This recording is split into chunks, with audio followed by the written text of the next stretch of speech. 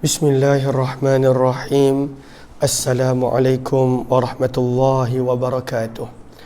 Bismillah, alhamdulillah, wassalatu wassalamu ala habibillah Sayyidina Muhammad ibn Abdillah wa ala alihi wa sahbihi wa mawalah. Subhanaka la ilma lana illa ma 'allamtana innaka antal alimul hakim wa la hawla wa la quwwah إلا بالله العلي العظيم. اللهم رب اشرح لنا صدورنا ويسر لنا أمورنا واحلل عقدة من ألسنتنا يفقه أقوالنا. اللهم فقهنا في الدين وعلمنا التأويل. اللهم ألهمنا مراشد أمورنا وأعذنا من شرور أنفسنا برحمتك يا رب العالمين والحمد لله رب العالمين. Alhamdulillah summa alhamdulillah. Apa khabar sahabat-sahabat semua? Kita bertemu dalam program khas sempena bulan kelahiran Nabi, bulan Maulidur Rasul, iaitu tajuk peperangan Rasulullah sallallahu alaihi wasallam. Dah hampir seminggu kita tak bersama kerana saya pun tidak berapa sihat pada kebelakangan ini. Namun pada malam ini kita telah tiba pada siri yang ke-26. Selepas siri yang terakhir, siri yang ke-25 kita lakukan pada hari Jumaat yang lalu. Lalu mohon sebaik sahabat-sahabat untuk kita sama-sama perbetulkan dahulu niat kita. Moga-moga pertemuan kita adalah kerana Allah Subhanahu wa ta'ala. Nawaitu ta'alluma wa ta'lim wa tadhakkura wa tadhkir wa naf'a wal intifa' wal ifadata wal istifada wal hatha 'ala at-tamassuki bi kitabillah wa sunnati rasulillah sallallahu alaihi wasallam wad du'a'i ila al-huda wad dalalati 'ala al-khair ibtigha'a wajhillah wa mardatihi wa qurbih wa thawabih. Amin amin ya rabbal alamin. Amin amin ya rabbal alamin. Mohon sebaik sahabat-sahabat bantu catat di ruang komen peperangan Rasulullah siri yang ke-26, siri yang ke-26, dan kita nak sambung daripada muka surat 42. Mohon sahabat-sahabat bantu catat muka surat 42, muka surat 42. Ahlan-ahlan sahabat-sahabat yang berada bersama pada malam ini. Saya nampak di ruang komen ada Nazatul Naina, M. Nasir Harun, Kamizah Muhammad Amil, Zahini Wahid, Haninani, Azizah Izzah, kemudian Kamizah Muhammad Amil, Siti Aisyah Hassan, Hajarah Zai, dan juga semua sahabat-sahabat yang lain.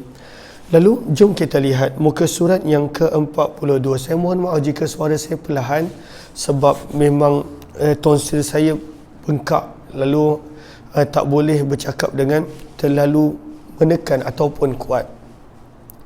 Jom kita lihat muka surat yang ke-42.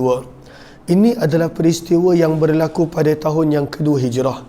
Jika sahabat-sahabat masih ingat, terima kasih Nazatul Naina, Tuan M. Nasir Harun. Jika sahabat-sahabat masih ingat, pada muka surat 38 kita telah perhatikan jalur masa ataupun garis masa, timeline benda-benda yang berlaku pada tahun 2 Hijrah. Maka tahun 2 Hijrah berlakunya perang Abwa, kita dah baca. Berlakunya Buat, kita dah baca. Berlakunya Safwan, kita dah baca. Dan sekarang ni kita tiba pada peristiwa yang berlaku pada Jamadil Awal, iaitu perang Zi al-Ushairah, peperangan Zi al-Ushairah. Lalu detail tentang apa yang kita dah baca pada muka surat 38, penulis buku terangkan satu persatu sehinggalah pada muka surat 42 penulis buku menerangkan tentang peperangan Zi al-Ushairah. Zi al-Ushairah adalah salah satu peperangan yang penting, yang daripada peperangan ini menjadi penyebab berlakunya peperangan Badar. Lalu saya nak onkan sekejap di Telegram kerana risau ada yang join daripada Telegram sebelum ini. Lalu siri yang ke-46 sebentar.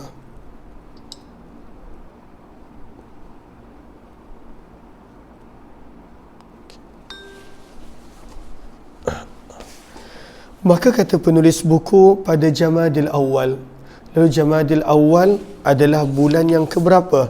Jamadil Awal adalah bulan yang ke-5. Muharram, Safa, Rabiul Awal, Rabiul Akhir dan juga Jamadil Awal. Maka bulan yang ke-5. Maka pada bulan yang ke-5, bulan Jamadil Awal, berlakunya peperangan Dhi Al-Ushairah. Dhi ejaan dia Zalia. Al-Ushairah, Alif Lam Ain Shin Ya Ra dengan ta bulat ta marbutah. Ianya berlaku di lokasi pendalaman Yanbu'. Di lokasi pendalaman Yanbu'. Ejaan Yanbu' Ya Nun Ba Ain Yanbu'. Maka pada waktu ini jumlah tentera adalah di antara 150 hingga 200 orang tentera. Tak ramai. Badar pun tak ramai, lebih kurang 300 lebih. Antara 150 ke 200 orang. Pada peperangan ini juga Rasulullah sendiri memimpin pasukan, sebab itu dikenali sebagai Ghazwah. Dan yang diberikan tanggungjawab memegang panji-panji adalah Hamzah bin Abdul Muttalib. Lalu Hamzah dah beberapa kali diberi tanggungjawab memegang panji-panji. Pada muka surat 40, pada peristiwa Abwa pun Hamzah telah diberikan tanggungjawab untuk memegang panji-panji tentera Islam. Maka Hamzah diberikan tanggungjawab untuk memegang panji-panji. Maka pada waktu itu yang dilantik menjadi, letak sini, letak kat sini. Biar. Tukar bateri je, bateri letak sini. Okey. Minta maaf Alia ni. Letak bateri kat situ. Okey. Allahumma salli ala sayyidina Muhammad. Lalu pada peperangan ini yang Nabi lantik menjadi Nabi SAW punya pemangku Madinah adalah adik-beradik susuan Nabi, Abu Salamah radhiyallahu taala anhu. Abu Salamah dilantik menjadi pemimpin Madinah semasa ketiadaan Nabi SAW. Jumlah kenderaan perang tak banyak, hanya 30 ekor unta untuk 150 ke 200 orang, bakinya pada waktu itu berjalan kaki. Apakah tujuan daripada rombongan ini Nabi SAW hantar? Kata penulis buku, biarpun sudah beberapa kali terlepas peluang untuk menyekat rombongan perniagaan Quraisy yang berjalan berniaga ke Syam, Nabi tak pernah putus asa. Jom kita tengok berapa kali Nabi SAW cuba. Kita nampak Allahumma salli ala sayyidina Muhammad pada muka surat 41. Peperangan Buat, Nabi nak halang rombongan perniagaan Quraisy. 1. Kemudian pada muka surat 40, peperangan Abwa, Nabi nak halang rombongan perniagaan Quraisy juga, tetapi tidak berjaya. Dah 2 kali. Ini tahun 2 Hijrah. Kemudian tahun yang pertama Hijrah. Okey. Tahun yang pertama Hijrah kita lihat. Allahumma salli ala sayyidina Muhammad. Okey. Tahun yang pertama Hijrah, kita lihat apa Sariyah Hamzah muka surat 33 pun Nabi SAW tak berjaya. Kemudian Allahumma salli ala sayyidina Muhammad pada Sariyah Sa'ad bin Abi Waqqas. Sariyah Sa'ad bin Abi Waqqas muka surat 33 pun tak berjaya. Lalu sebenarnya dah lebih kurang 4 kali sebelum ini Nabi cuba untuk menyekat rombongan perniagaan Quraisy tapi tak berjaya. Yang peperangan Dhi Al-Ushairah adalah kali kelima Nabi cuba untuk menyekat rombongan perniagaan Quraisy. Adakah berjaya? Satunya kita belajar di sini, kata penulis buku, dah beberapa kali Nabi cuba namun tidak berjaya. Itu tidak menjadikan Nabi putus asa. Pengajaran yang pertama yang kita boleh dapat, bagaimana Nabi SAW tak putus asa. Kita kadang-kala dalam hidup, kita terlalu cepat berputus asa hanya selepas beberapa kali buat dan tak berjaya. Maka nombor 1, Nabi tak putus asa. Adakah pada rombongan kali ini Nabi berjaya menghalang? Kerana ini kali kelima, kalaulah nak ikutkan daripada rentetan nama-nama yang kita dah baca sebelum ini. Kata penulis buku, begitu juga pada peperangan ini, sekalipun telah dikejar oleh Nabi SAW, rombongan Quraisy yang pada waktu itu diketuai oleh Abu Sufyan bin Harb tetap berjaya melepaskan diri. Ini kali kelima Nabi cuba halang rombongan perniagaan Quraisy tapi tak berjaya. 5 kali Nabi usaha tetapi tidak berjaya. Kata penulis buku, namun Nabi menyusun strategi semula, strategi serampang 2 mata. Nabi SAW dah rangka strategi untuk menyekat rombongan perniagaan Quraisy berkali-kali tak berjaya. Tapi dalam masa yang sama, Nabi tak nak balik dalam keadaan tangan kosong. Apa yang Nabi SAW buat? Maka pada waktu itu Nabi SAW buat 2 benda. Yang pertama, Nabi SAW nak pastikan mereka, iaitu rombongan perniagaan Quraisy, tidak akan terlepas buat kali kedua bila mereka pulang. Sekarang ini rombongan Abu Sufyan, mereka pergi ke Syam. Bila mereka pergi, mereka mesti kena balik. Lalu dalam perjalanan balik itu Nabi SAW nak halang mereka. Maka itu satu. Maka untuk ini, kata penulis buku, Nabi SAW telah menghantar sahabat-sahabat perisik untuk meninjau perkembangan rombongan ini daripada masa ke semasa. Maka dalam kitab Ar-Rahiqul Maktum kita telah belajar, ada 2 orang sahabat Nabi yang Nabi SAW lantik mereka untuk mereka sentiasa bertanya khabar daripada orang yang lalu lalang daripada arah Syam, di manakah rombongan perniagaan Abu Sufyan.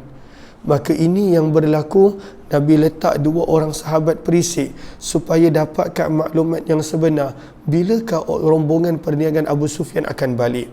Nama-nama 2 orang sahabat ni ada dalam kitab Ar-Rahiqul Maktum. Yang kedua, Nabi SAW walaupun tak berjaya menyekat rombongan perniagaan Abu Sufyan, tapi Nabi tak nak balik dengan tangan kosong. Maka Nabi SAW pada masa yang sama telah memeterai perjanjian damai dengan Banu Mudlij. Siapa pula Banu Mudlij? Ejaan dia Mim Dal Lam Jim. Banu Mudlij adalah sekutu kepada Banu Ad-Damrah. Damrah, Tad, Mim, Ra dengan ta marbutah.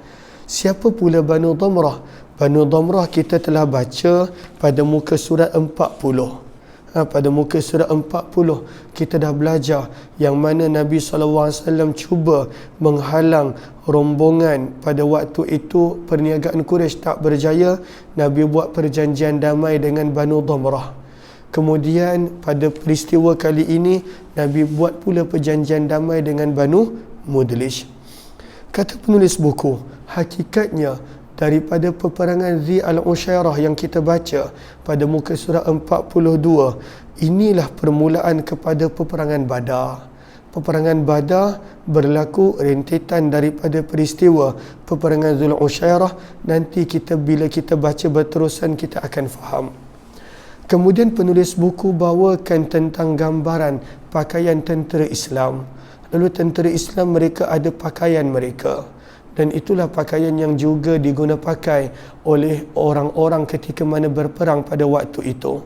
Salah satunya adalah topi besi. Berkenaan tentang dalil Nabi pernah memakai topi besi adalah hadis yang diriwayatkan daripada Anas bin Malik, muka surat 43. Nabi SAW, yang mana kata Anas bin Malik, sesungguhnya Nabi SAW memasuki kota Mekah wa alaihi mighfar, dan pada waktu itu Nabi SAW memakai topi perisai. Maka diceritakan kepada Nabi, wahai Rasulullah, Ibnu Khattal, salah seorang musuh Islam yang banyak mendatangkan masalah pada Islam, bahkan dia pernah bunuh di Islam, dia murtad, dia bunuh sahabat Nabi SAW. Ibnu Khattal telah bergayut di kelambu Kaabah untuk selamatkan diri dia. Maka Nabi bersabda, bunuhlah dia. Dan Nabi SAW mempunyai 2 topi besi. Antara namanya adalah Al-Muwashah, dan juga yang kedua adalah As-Sabur. Lalu ini 2 topi besi Nabi SAW. Kemudian kita pergi ke bawah, lapik lengan. Lalu lapik lengan diguna ketika mana nak menghalang pedang. Ketika mana bertarung, tangan kanan memegang pedang, maka pada waktu itu selain daripada perisai yang ada di tangan, maka kadangkala orang yang sedang berperang menggunakan lengan, lapik lengan dia untuk menghalang pedang. Maka boleh digunakan sebagai perisai daripada hunusan pedang ataupun pukulan belantan. Kemudian kita nampak baju besi. Ini antara baju besi yang mana pernah dipakai oleh Nabi. Antaranya adalah Zatul Fuhul. Zatul Fuhul adalah baju besi yang ketika mana Nabi wafat ada kisah dia. Yang mana ketika mana Nabi SAW wafat, pada sebelum Nabi wafat, pada penghujung usia baginda tak ada apa-apa di rumah baginda. Maka Nabi SAW perlukan gandum untuk makan minum keluarga baginda. Gandum pun bukanlah gandum mewah, gandum syair, gandum yang rendah kualiti. Maka pada waktu itu Nabi SAW cagarkan Zatul Fuhul ini, baju besi ini, kepada seorang Yahudi yang bernama Abu Syaham. Maka ketika mana Abu Bakar dapat tahu, dia menangis dan dia tebus balik baju besi Nabi SAW. Maka ini Zatul Fuhul, salah satu baju besi Nabi. Ada lagi beberapa baju besi Nabi yang lain yang kita boleh baca. Antaranya Zatul Hawashi, Zatul Wishah, Fiddah, Batra ejaan dia Batara Alif Hamzah, Al-Khirni dan As-Su'diyah. Lalu baju besi Nabi yang ketujuh ini, kata penulis buku, inilah dikatakan Allah lebih mengetahui, wallahu alam, adalah baju besi yang sama Nabi Daud pakai ketika mana berhadapan dengan Jalut yang ada pada penghujung juz yang kedua. Walamma barazu yang mana ada dalam penghujung juz yang kedua. Walamma barazu li Jalut wa junudih qalu rabbana afrigh alaina sabran wa thabbit aqdamana wa ansurna 'alal qaumil kafirin fahazamuhum biiznillah wa qatala Daud Jalut. Dan Nabi Daud telah berjaya membunuh Jalut, salah seorang raja yang kejam pada waktu itu. Maka Jalut ketika mana berhadapan dengan Nabi Daud, maka baju besi yang bernama As-Su'diyah inilah yang dipakai oleh Nabi Daud. Maka Nabi SAW memakai baju besi ini ketika mana dalam peperangan Khaybar bersama dengan Zatul Fuhul, dengan baju besi Zatul Fuhul. Lalu Nabi SAW biasa pakai dua lapis baju besi. Nabi SAW biasa pakai dua lapis baju besi, seperti mana yang kita nampak pada nota warna merah. Sahabat-sahabat boleh tengok nota warna merah. Diriwayatkan daripada As-Sa'ib bin Yazid, katanya Nabi SAW pada peperangan Uhud memakai dua lapis baju besi, satu daripadanya melapisi baju besi yang lain. Lalu daripada sini kita belajar, bukanlah berikhtiar sebaik mungkin bererti berbeza dengan tawakal, tidak.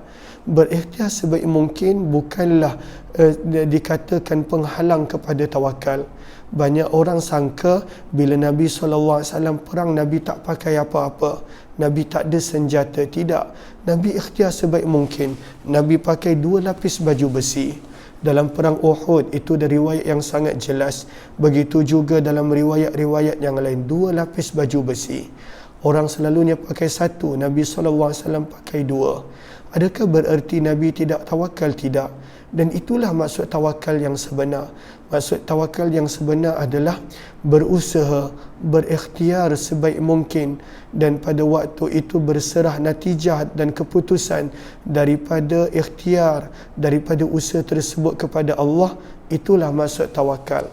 Kadang-kala ada orang dia langsung tidak berusaha, dan pada waktu itu dia menyangka dia sedang bertawakal kepada Allah Subhanahu wa ta'ala. Lalu ini nama-nama baju besi Nabi. Kemudian perisai digunakan untuk menangkis pedang ataupun panah ataupun tombak. Kemudian ada juga lapik lutut dan betis digunakan untuk supaya tak cedera. Lapik lutut dan betis. Lalu Lalu ini yang kita nampak kadang-kala orang main motor pakai. Dia ada lapik lengan, dia ada lapik lutut, ada lapik betis. Tapi zaman tu diguna pakai untuk peperangan, untuk menangkis daripada serangan pedang, daripada serangan tombak, ataupun daripada serangan panah dan lain-lain. Maka inilah gambaran pakaian tentera Islam secara ringkas. Kemudian pada muka surat 44 kata penulis buku, berlakulah sariyah. Bila sebut je sariyah, maksudnya Nabi tak ikut dalam peristiwa ini. Maka dikenali sebagai sariyah Abdullah bin Jahash. Lalu sariyah Abdullah bin Jahash ni berlaku bila? Jom kita tengok balik nota timeline pada muka surat 38. Sariyah Abdullah bin Jahash berlaku pada bulan Rejab. Lalu Muharram kita nampak tak ada apa-apa. Safa bulan yang kedua ada peperangan Abwa. Rabiul Awal ada 2 peperangan, Buat dan Safwan. Kemudian bulan yang keempat Rabiul Akhir tak ada apa-apa. Bulan yang kelima Jamadil Awal kita dah baca tadi, ada peperangan Zu al-Ushairah ataupun Zi al-Ushairah. Pada bulan yang keenam Jamadil Akhir tak ada apa-apa. Pada bulan yang ketujuh Rejab adanya sariyah Abdullah bin Jahash. Maka dalam peperangan sariyah Abdullah bin Jahash, tentera Islam tak ramai, hanya lebih kurang 8 orang. Adapun bilangan itu ada perbezaan pendapat kadangkala. Lalu penulis buku memilih pandangan 8 orang. Dan walaupun pada waktu itu hanya 8 orang, mereka berjaya menjadikan 2 orang Quraisy sebagai tawanan. Kata penulis buku, di sini ada satu kelainan pada cara Nabi menghantar pasukan. Kata penulis buku, uniknya operasi ini terletak pada strategi Nabi. Apakah strategi Nabi? Iaitu Nabi merahsiakan destinasi operasi ini. Nabi rahsia. Lalu macam mana Abdullah bin Jahash pada waktu tu tahu dia nak pergi ke mana? Kata penulis buku, maka Nabi tulis tempat yang patut dituju dalam sepucuk surat. Dan Nabi perintahkan kepada Abdullah bin Jahash beserta kumpulannya, surat ni jangan buka kecuali setelah 2 hari berjalan. Dan kemudian bila dah buka, maka Abdullah pada waktu itu dia kena pergi terus ke tempat yang dituju. Namun pada waktu itu tak boleh paksa sesiapa yang tak nak ikut. Ada 2 benda. Satu, Nabi SAW rahsiakan. Hanya lepas 2 hari mereka tahu mereka kena tuju ke mana. Dan yang kedua, tak boleh paksa sesiapa yang tak nak ikut. Sebab itu kata penulis buku pada perenggan seterusnya, selepas 2 hari barulah Abdullah bin Jahash membukanya dan terus menuju ke destinasi yang diperintahkan. Ke mana Nabi suruh? Nabi suruh pergi ke Nakhlah. Nakhlah ni kita dah baca banyak kali nama dia dalam kitab Ar-Rahiqul Maktum. Di manakah Nakhlah? Nakhlah adalah sebuah daerah di antara Mekah dengan Taif.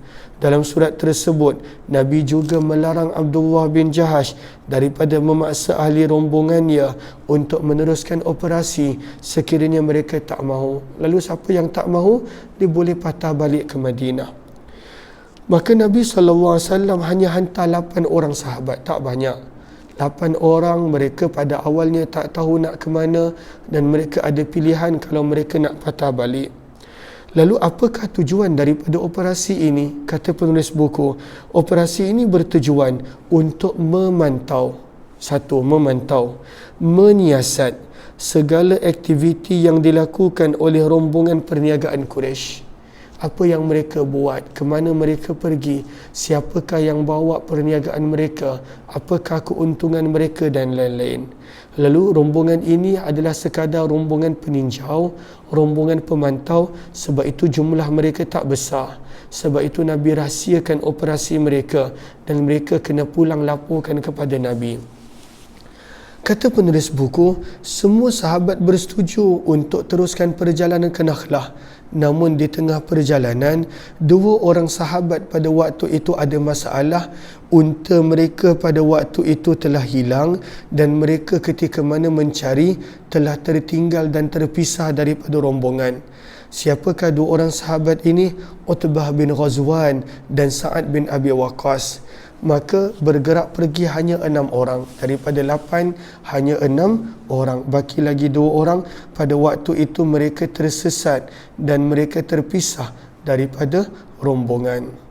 Kalau kita baca dalam kitab yang lain, ada beberapa pendapat yang lain tentang berapakah jumlah total para sahabat pada waktu ini. Okey. Kata penulis buku, dan bertepatan dengan apa yang Nabi sangkakan, mereka terserempak dengan rombongan perniagaan Quraisy. Kata penulis buku, ketika mana tiba di Nakhlah, satu tempat di antara Taif dan Mekah, rombongan Abdullah bin Jahash telah bertembung dengan rombongan perniagaan Quraisy yang pada waktu itu dalam perjalanan pulang ke Mekah. Mereka bertemu dan mereka bertembung. Maka pada waktu itu beberapa orang sahabat, lebih kurang 6 orang, mereka berbincang. Ada situasi, kalaulah mereka tak halang rombongan ini akan maklumkan kepada Quraisy yang mana adanya para sahabat berhampiran dengan Mekah, maka mereka akan kena bunuh. Kalaulah mereka cuba halang, maka masalah besarnya itu adalah hari yang terakhir bulan Rejab, hari terakhir.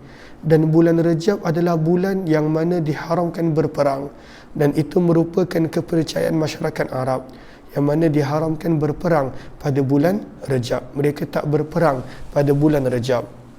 Maka apa yang mereka patut buat? Nak halang rombongan perniagaan ini ataupun pada waktu itu nak biarkan kerana menghormati bulan Rejab? Itu yang mereka mesyuaratkan. Maka kata penulis buku, sahabat berbincang. Apa yang dirisaukan mereka ialah mereka sekarang ini berada pada akhir bulan Rejab, dan bulan Rejab adalah bulan yang mana haram. Ada 4 bulan yang haram berperang, menjadi kepercayaan masyarakat Arab daripada zaman Nabi Ibrahim. 1 yang terpisah Rejab dan 3 yang berturut-turut, iaitu Syawal, iaitu Zulqa'dah, Zulhijjah dan Muharram. Lalu total adalah 4 bulan. Namun jika dibiarkan, rombongan ini akan selamat tiba di Mekah. Maka bila mereka mesyuarat, mereka kata kita akan serang. Maka pada waktu itu mereka serang 6 orang sahabat dan 3 orang yang pada waktu itu membawa rombongan perniagaan Quraisy. Maka tajuknya seterusnya adalah musyrikin dibunuh. Lalu sahabat Nabi yang bernama Waqid bin Abdullah At-Tamimi telah melepaskan anak panah, maka kenalah kepada orang musyrik Mekah yang bernama Ammar Al-Hadrami. Sementara itu 2 orang musyrikin yang lain, Uthman bin Abdullah dan Hakam bin Kaisan, berjaya menjadi tawanan. Minta maaf, bukan 3-4 orang. Sementara orang yang keempat, Naufal bin Abdullah, dia berjaya meloloskan diri. Maka daripada pihak tentera Islam 6 orang, tak ada yang terkorban. Daripada pihak Quraisy 4 orang, seorang terbunuh, Ammar bin Hadrami. Seorang berjaya melarikan diri, Naufal bin Abdullah, dan 2 orang berjaya ditangkap, Hakam bin Kaisan dan juga Uthman bin Abdullah. Maka pada waktu itu rombongan ini membawa pulang berjumpa dengan Nabi 2 orang tawanan dan barang perniagaan Quraisy yang mereka berjaya untuk dapat. Bila benda ini sampai kepada Nabi SAW, pada awalnya Nabi diam. Nabi SAW diam. Biarpun begitu, kata penulis buku, pada awalnya Nabi bertawakuf, maksudnya Nabi berdiam diri terhadap tawanan dan harta rampasan akibat daripada tindakan sahabat yang membunuh pada bulan haram. Manakala waktu tu orang Quraisy dah nampak kesempatan, mereka pada waktu itu viralkan, sebarkan Muhammad buat onar pada bulan haram, Muhammad membunuh dan mengangkat senjata pada bulan haram. Padahal orang Quraisy mereka pun bukanlah hormat bulan haram. Banyak kali mereka ubah tarikh kalaulah mereka nak berperang pada bulan haram. Maka pada waktu itu orang musyrik mengambil peluang mengutuk orang Islam atas perbuatan Abdullah bin Jahsh dan sahabat-sahabatnya.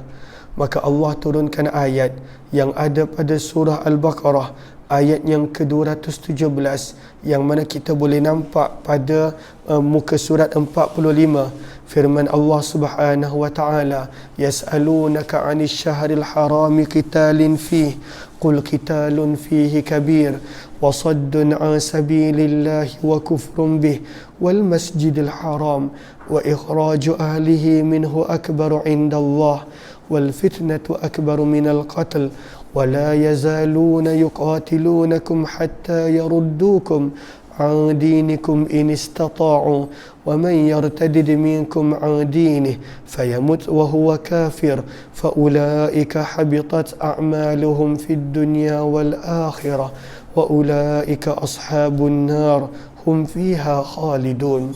Firman Allah, mereka bertanya kepadamu tentang mengangkat senjata berperang pada bulan haram. Katakanlah wahai Muhammad, berperang pada bulan haram adalah dosa besar. Namun kena ingat, menghalangi manusia daripada jalan Allah, kafir kepada Allah, menghalangi manusia daripada masuk ke Masjidil Haram, mengusir penduduknya daripada Masjidil Haram, itu adalah lebih besar dosanya di sisi Allah. Lalu mereka pada waktu itu, orang-orang Mekah pada waktu itu mengatakan orang Islam berperang pada bulan haram. Maka Allah tegaskan 4 benda. Maka firman Allah, menghalang manusia daripada jalan Allah, kemudian kufur kepada Allah, menghalang manusia daripada masuk ke Masjidil Haram. Ini semua benda yang orang Quraisy buat. Mengusir penduduk Mekah, iaitu sahabat Muhajirin daripada Mekah.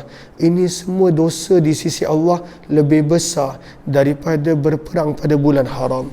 Bukan sekadar itu firman Allah, dan berbuat fitnah. Dan berbuat fitnah lebih besar dosanya daripada membunuh. Orang-orang Mekah tidak henti-henti memerangi kamu sampai mereka dapat mengembalikan kamu kepada kekufuran seandainya mereka mampu.